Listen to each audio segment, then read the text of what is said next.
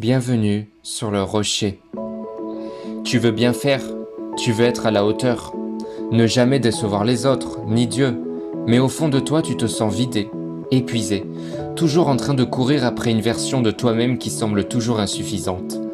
Et si ce que tu appelais exigence spirituelle était en réalité du perfectionnisme?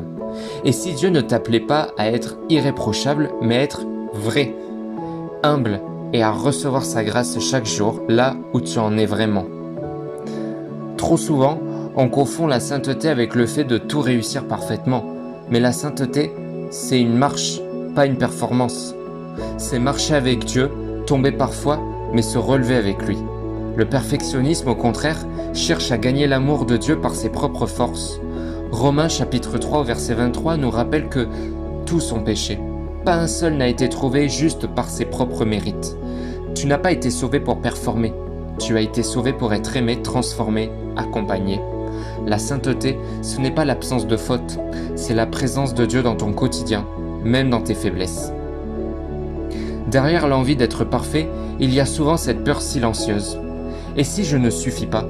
Et si Dieu ou les autres se détournaient de moi?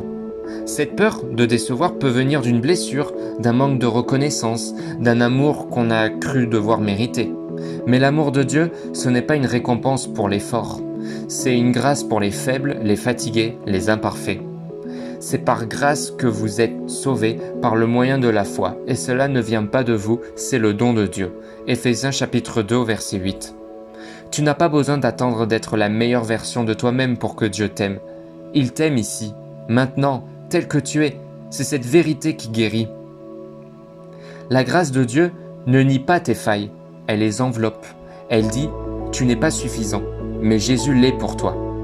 Ma grâce te suffit, car ma puissance s'accomplit dans la faiblesse. 2 Corinthiens chapitre 12 au verset 9. Tu n'as pas besoin de mériter ton salut. Tu n'as pas besoin d'impressionner Dieu par tes prières ou ta fidélité sans faille. Tu peux respirer, souffler, lâcher prise. Dieu te connaît entièrement, et il t'aime quand même. Ce que tu crois devoir cacher, c'est précisément ce qu'il veut toucher pour te guérir. Comment commencer à guérir du perfectionnisme? Sois vulnérable avec Dieu. Dis-lui tes peurs, ton besoin de contrôle, ton épuisement. Ce n'est pas un manque de foi, c'est le début de la guérison. Pratique le repos. Apprends à t'arrêter sans culpabiliser. Le repos est un acte de foi. Tu crois que Dieu agit même quand tu ne fais rien. Entoure-toi de voix de grâce, pas de pression. Choisis des relations qui t'élèvent dans l'amour, pas dans la comparaison. Renouvelle ton langage intérieur. Quand tu entends « je dois être plus », remplace-le par « Christ a déjà tout accompli ».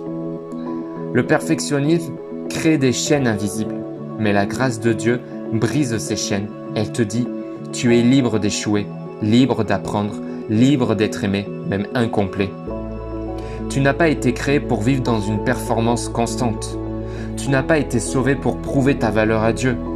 Tu as été sauvé pour marcher dans la paix, dans l'assurance, dans la liberté de l'amour inconditionnel. Le perfectionnisme t'enchaîne et te fait croire que tu n'en fais jamais assez. Mais la grâce de Dieu te libère. Elle t'invite à venir tel que tu es, sans masque, sans artifice, sans pression. Et aujourd'hui, Dieu te dit, tu n'as pas besoin d'être parfait, tu as juste besoin de venir à moi et je ferai le reste. Si cette vidéo t'a plu, n'hésite pas à liker et à t'abonner pour plus d'enseignements bibliques. À demain.